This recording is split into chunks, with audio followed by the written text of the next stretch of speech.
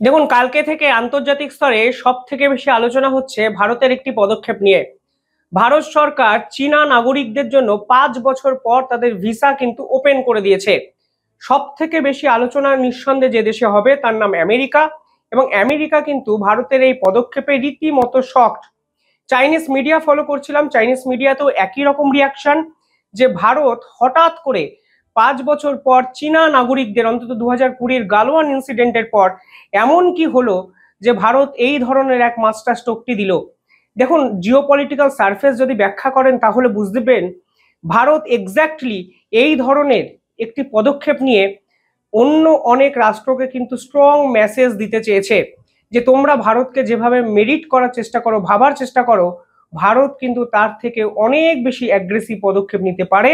এবং ডক্টর জয়শঙ্কর যখন চীনে গেলেন 1 সপ্তাহ আগে, সেই চীন সফরের পরই মনে করা হচ্ছিল চীনের সঙ্গে ভারতের সম্পর্ক কিন্তু ডেভেলপ করতে শুরু করবে। এবং খুব ভুল না হলে এসসিও সামিট এবার যেটা চীনে হবে, সেখানে কিন্তু নরেন্দ্র মোদী নিজে যাবেন। অর্থাৎ চীনে কিন্তু ঐতিহাসিক এক মিটিং হতে চলেছেন, যেখানে চীনা প্রেসিডেন্ট শি জিনপিং, পুতিন এবং মোদি একত্রে কিন্তু থাকবে, যা কিন্তু ওয়েস্টার্ন যত দেশ আছে তাদের রাতের ঘুম কেড়ে নিতে বাধ্য। সবকিছু নিয়ে আলোচনা করবো আজকের এই ভিডিওতে। আপনারা দেখছেন দ্য ইন্ডিপেন্ডেন্ট নেটওয়ার্ক। চ্যানেলটি যারা দেখছেন একটু সাবস্ক্রাইব করে দেবেন। ইতিহাস থেকে বর্তমান, সময় থেকে সমাজ, দেশ থেকে বিদেশ, ইতিহাস শুধু বইতে নয়, দেখবেন ভিডিওতেও। এই নেটওয়ার্ক এখন অনেক বড়। আপনারা দেখছেন দ্য ইন্ডিপেন্ডেন্ট নেটওয়ার্ক। দেখুন, যে খবর সামনে এসছে সেখানে বলা হচ্ছে ভারত সরকার এবার সিদ্ধান্ত নিয়েছে চীনা নাগরিকদের জন্য ভিসা প্রসেস ওপেন করে দেবেন। অর্থাৎ কিছুদিনের মধ্যেই আপনারা দেখতে পাবেন ভারতের বহু টুরিস্ট স্পটে চীনা নাগরিক কিন্তু ভরে গেছে। ভারত কিন্তু 2020-র পর 2025-এর এই মাঝের 5টা বছর এই পাসপোর্ট বা এই ভিসা ওরিয়েন্টেড বিষয় কিন্তু চীনের সঙ্গে সম্পূর্ণভাবে বন্ধ করে দিয়েছিল। কারণটা নিঃসন্দেহে বর্ডার একটা ইস্যু, পাশাপাশি চীন যেভাবে ভারতকে নিয়ে আন্তর্জাতিক স্তরে বিভিন্ন রকম পরিকল্পনা চালায় তা ভারত সরকার মেনে নেয়নি। কিন্তু এই পদক্ষেপটাকে বিশেষজ্ঞরা কিভাবে দেখছেন? বিশেষজ্ঞরা বলছেন এটি হলো সময়ের দাবি। কেন সময়ের দাবি? কারণ আপনারা জানেন ডক্টর জয়শঙ্কর চীন সফরে যাওয়ার পর থেকে আমেরিকা অন্তত বুঝে গেছে এই ভারতকে তারা ডমিনেট করতে পারবেন না। যদি এই পদক্ষেপটির পিছনে যদি ভারতের ভূমিকা নিয়ে প্রশংসা করা হয়, তাহলে আপনাকে 100% আরো একটা মানুষকে নিয়ে আলোচনা করতে হবে, যার নাম ডোনাল্ড ট্রাম্প। ঠিক যখন ডোনাল্ড ট্রাম্প ক্ষমতায় আসেন, ভারত কিন্তু আরো একটা মাস্টার স্ট্রোক দিয়েছিল সে মাসে। ভারতের সঙ্গে কিন্তু চীনার ডিরেক্ট ফ্লাইট তা কিন্তু বন্ধ ছিল। অন্য দেশ ঘুরে কিন্তু চীনে যেতে হতো। 2025-এর জানুয়ারি মাসে ভারত কিন্তু চীনের সঙ্গে ডিরেক্ট ফ্লাইট পরিষেবাও শুরু করে। অর্থাৎ ভারত কিন্তু অনুধাবন করছিল যে আমেরিকা চীন এবং ভারতের এই কনফ্লিক্টটার সুযোগ নেওয়ার চেষ্টা করছে। যদি চীন এবং ভারত একত্রে কাজ করতে পারে, তাহলে আমেরিকার অর্থনীতিও যে সম্পূর্ণভাবে ভূপতিত হতে পারে, সেরকমই মনে করেছিলেন বিশেষজ্ঞরা। ডোনাল্ড ট্রাম্পের সঙ্গে প্রথম অত্যন্ত ভালো সম্পর্ক কিন্তু মেনটেন করেছে ভারত। কিন্তু ক্রমেই দেখা যাচ্ছে ভারতকে প্রত্যেকটি পদক্ষেপে হুঁশিয়ারি দিচ্ছেন ডোনাল্ড ট্রাম্প। কখনো বলছেন আইফোন ম্যানুফ্যাকচারের কোম্পানি কেন ভারতে হবে, কেন আমেরিকায় হবে না। কখনো আবার বলছেন তিনি ভারত এবং পাকিস্তানের মধ্যে সিজফায়ার করেছেন। কখনো আবার বলছেন ভারতের উপর তিনি 500% ট্যারিফ চাপাতে পারেন যদি রাশিয়ার সঙ্গে ভারতের সম্পর্ক বজায় থাকে। কখনো আবার তাদের দলের বিভিন্ন মন্ত্রী পদের মর্যাদা সম্পন্ন ব্যক্তিরা বলছেন যে ভারতের ইকোনমি তারা সম্পূর্ণভাবে চূর্ণ বিচূর্ণ করতে পারে, কারণ ভারত রাশিয়ার সঙ্গে একাধিক মিলিটারি ডিল করে। অর্থাৎ ভারত এটা বুঝে যায় এই ডোনাল্ড ট্রাম্প হলো আনপ্রেডিক্টেবল, এনাকে বিশ্বাস ভরসা কোনোটাই করা যায় না। তবে এই মুহূর্তে সময়ের দাবি কি? সময়ের দাবি হলো চায়নার সঙ্গে সম্পর্ক বিল্ড আপ করো। অন্তত যদি চীন এবং ভারত একটু নিজেদের মধ্যে সমঝোতা করে চলতে পারে, তাহলে বিশ্বের অন্যতম বড় অর্থনীতি আমেরিকাকে পাল্টা চাপ দেওয়া যাবে। আর ভারত কিন্তু ঠিক সেটাই করলো। কিছুদিন পর যখন নরেন্দ্র মোদী, পুতিন এবং চায়না প্রেসিডেন্ট একত্রে যাবেন, একত্রে একটি সামিটে অংশগ্রহণ করবেন, এসসিও সামিটে, তখন কিন্তু ডোনাল্ড ট্রাম্পের অবস্থা কি হবে আপনারা বুঝতেই পারছেন। পুতিন যদি যুদ্ধের জন্য চীনে নাও আসেন, কিন্তু এটা মনে করা হচ্ছে যে ব্রিক্স কিন্তু অত্যন্ত শক্তিশালী হয়ে যাবে যদি চীনা প্রেসিডেন্ট এবং ভারতবর্ষের প্রধানমন্ত্রী একত্রে পাশাপাশি দাঁড়িয়ে একটি ছবি তোলেন কিংবা মিটিং করেন। অর্থাৎ গুরুত্ব বেড়ে যাবে। সব মিলিয়ে ভারত বুঝতে পারলো এই মুহূর্তে চীনের সঙ্গে এই লেভেলে দূরত্ব মেনটেন করা কিন্তু উচিত হবে না। তাই ডক্টর জয়শঙ্কর বিদেশমন্ত্রী আমাদের নিজের চীন সফরে গেলেন, চীনের একাধিক গুরুত্বপূর্ণ পদাধিকারীর সঙ্গে মিটিং করলেন এবং সেই সফরের এক সপ্তাহের মধ্যে আমরা জানলাম ভারতীয়রা এবার ভারত সরকার এবার চীনা নাগরিকদের জন্য ভিসা ওপেন করে দিচ্ছেন। নিঃসন্দেহে বড় মুভ, অন্তত আন্তর্জাতিক স্তরকে বুঝিয়ে দেওয়া যেভাবে আমেরিকা ভারতের উপর আগ্রাসন নীতিকে ইমপ্লিমেন্ট করছে, সেই অবস্থায় দাঁড়িয়ে ভারতের কাছেও প্ল্যান বি রেডি।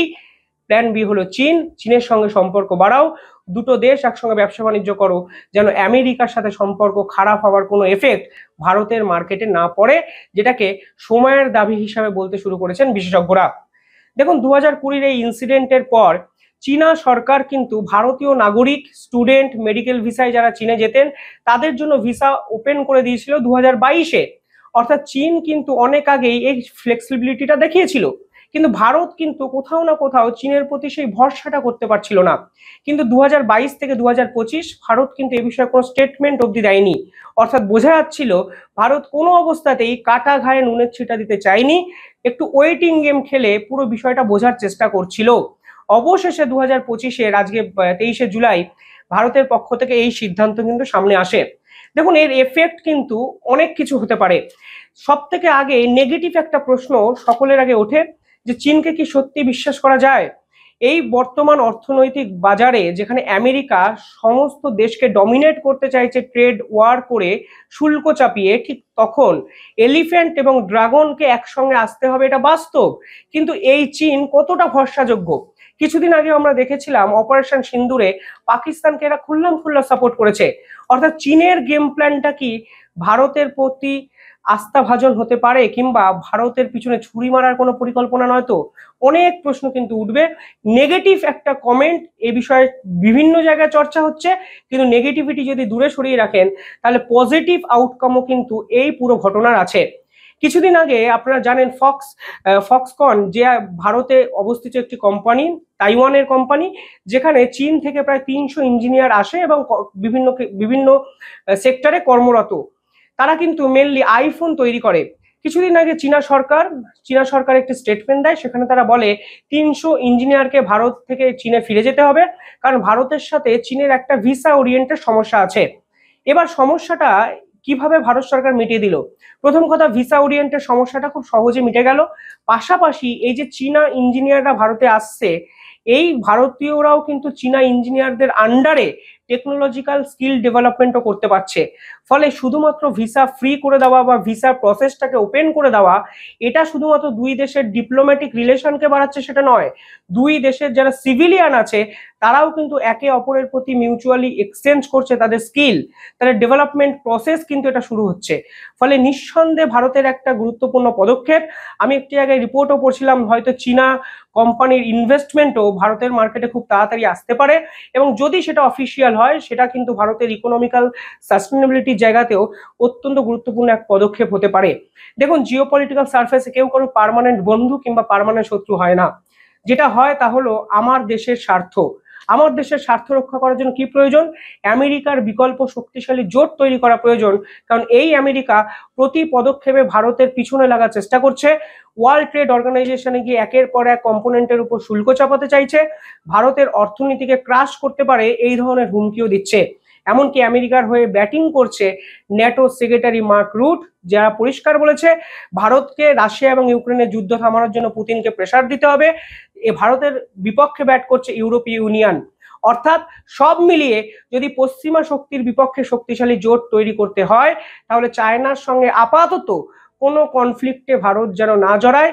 অন্তত দুটো বৃহত্তম অর্থনৈতিক দেশ যদি নিজেদের মধ্যে সংঘর্ষে জড়িয়ে পড়ে, তাহলে কিন্তু এর ফায়দাটা দূরে বসে থাকা কোনো শত্রু নেবে, যা বিশেষজ্ঞরা বলছেন। অর্থাৎ সময়ের দাবি মেনে ভারত অত্যন্ত গুরুত্বপূর্ণ এবং সঠিক পদক্ষেপ নিয়েছে। পাশাপাশি কালকে পাসপোর্ট র্যাঙ্কিং বেরিয়েছে বিশ্বে, সেখানে ভারত কিন্তু ম্যাসিভ একটা জাম্প দিয়েছে পাসপোর্ট র্যাঙ্কিং এ। ভারতের বর্তমান র্যাঙ্কিং হলো 77, এর আগে ভারতের র্যাঙ্কিং ছিল 85। চীনের কিন্তু পাসপোর্ট ওরিয়েন্টেড র্যাঙ্কিং 68, পাকিস্তানের হলো 96। দেখুন ভারত কিন্তু পাসপোর্ট র্যাঙ্কিং এ সকলের চেয়ে ভালো জায়গায় ছিল 2006-এ, তখন র্যাঙ্কিং সম্ভবত 71-এ ছিল। পরবর্তীকালে র্যাঙ্কিং 70 থেকে 80-র মধ্যে ঘোরাফেরা করে, কিন্তু 2021-এ কিন্তু সব থেকে খারাপ র্যাঙ্কিং হয়েছিল ভারতের, প্রায় 90 ছাড়িয়ে গেছিল। তার স্পেশাল কারণটা কিন্তু ওই সময় ছিল কোভিডের সময় ভারতীয়দের অনেক দেশে ঢুকতে দেয়নি। কিন্তু এবার দেখা যাচ্ছে ভারত কিন্তু র্যাঙ্কিং, এই যে র্যাঙ্কিং এর যে অবস্থান, সেখানে 77 অর্থাৎ 77তম জায়গায় চলে এসছে। অর্থাৎ ভারতের ভিসা পৃথিবীর বহু দেশেই কিন্তু আর না করলেও ভারতীয় নাগরিকরা কিন্তু ঢুকতে পারে, খুব সহজে অ্যাকসেপ্টেবল। এই র্যাঙ্কিং এর তালিকায় সকলের আগে আছে সিঙ্গাপুর, পরবর্তীকালে জাপান। আপনারা জানলে অবাক হবেন, সিঙ্গাপুরের মতো দেশ 193টা দেশে সিঙ্গাপুরের নাগরিকরা ভিসা ছাড়া যেতে পারে এবং সেখানে ভিসা অন অ্যারাইভেল করতে পারে। অর্থাৎ নিঃসন্দেহে গুরুত্বপূর্ণ একটা র্যাঙ্কিং এ পৌঁছে গেছে সিঙ্গাপুর। এখানে প্রশ্ন ওঠে, আমরা তো পাকিস্তানের সাথে লড়াই করছি না, আমরা যদি চীনকে মাপকাঠি ধরি তাহলে চীনকে কিভাবে টপকে যেতে পারবো? দেখুন, সকলের আগে যেটা প্রয়োজন তা হলো ভারতীয় নাগরিকদের সিভিক সেন্স। আমরা লাইনে দাঁড়াবো না, আমরা যেখানে সেখানে থুতু ফেলবো, আমরা যেখানে সেখানে স্মোকিং করব, আমাদের মধ্যে ধৈর্য নেই, আমরা জোরে কথা বলবো। অনেক কিছু বিষয়ের উপর ডিপেন্ড করে ভারতীয়দের কোন নজরে দেখবে একটি দেশ, সেই পুরো বিষয়টি। তারপর ডিপ্লোম্যাসি আছে। ডিপ্লোম্যাসি কেন ইম্পর্টেন্ট আমি বলছি, কারণ যদি র্যাঙ্কিং তালিকাটা দেখেন দেখবেন আমাদের আগে অনেক গুরুত্বপূর্ণ এবং পিছিয়ে থাকা কিছু দেশ, যেমন জিম্বাবুয়ে, ঘানা, এই সকল দেশ কিন্তু আছে, যাদের সঙ্গে যদি আমরা ডিপ্লোম্যাটিক রিলেশন তৈরি করি বা ফোন করে বলি যে পুরো বিষয়টা দেখে নিতে, হয়তো সে সকল দেশেও আমাদের ভিসা কিন্তু ফ্রি হয়ে যাবে। অর্থাৎ চায়নাকে ধরে ফেলাটা মেজর কোনো ইস্যু কিন্তু হবে না। সব মিলিয়ে ভারতের পাসপোর্ট র্যাঙ্কিং এগিয়ে যাওয়া কিন্তু কালকের খবর অনুযায়ী ভারতের ডিপ্লোম্যাটিক স্তরে বড় একটা জয়। যদি পিছিয়ে যেত নিঃসন্দেহে একটা ধাক্কা লাগতো বিভিন্ন ক্ষেত্রে, কিন্তু ভারত যেভাবে অ্যাগ্রেসিভলি এগোচ্ছে সেখানে ভারতের অবস্থান নিঃসন্দেহে এ গ্রেড না হলেও অন্তত B+ গ্রেডে রাখাই যায়। আপাতত আমাদের লক্ষ্য হওয়া উচিত 2006 71 র্যাঙ্কটাকে স্পট করা, টার্গেট করা, সেটাকে ধরা এবং পরবর্তীকালে চায়নাকে টপকে যাওয়া। এবং সেটা করা সম্ভব, এটা বিশাল কিছু কঠিন বিষয় নয়। ভারতীয়দের সচেতন হতে হবে, ভারতের বিদেশ মন্ত্রককে এই বিষয়ে অ্যাক্টিভ হতে হবে। সব মিলিয়ে ভারতের পক্ষে দুটো অত্যন্ত গুরুত্বপূর্ণ স্ট্র্যাটেজিক্যাল মুভ, একটি পাসপোর্ট র্যাঙ্কিং এর আপগ্রেডেশন, অন্যটি 5 বছর পর চীনা নাগরিকদের নাগরিকদের জন্য ভিসা প্রসেস ওপেন করে দিল ভারত, যা কিন্তু ভারতকে নিয়ে রীতিমতো সারাদিন ধরে চর্চার আওতায় রাখলো জিওপলিটিক্যাল সারফেসে। আপনারা কিভাবে দেখছেন পুরো বিষয়টি কমেন্টে জানাবেন। ধন্যবাদ।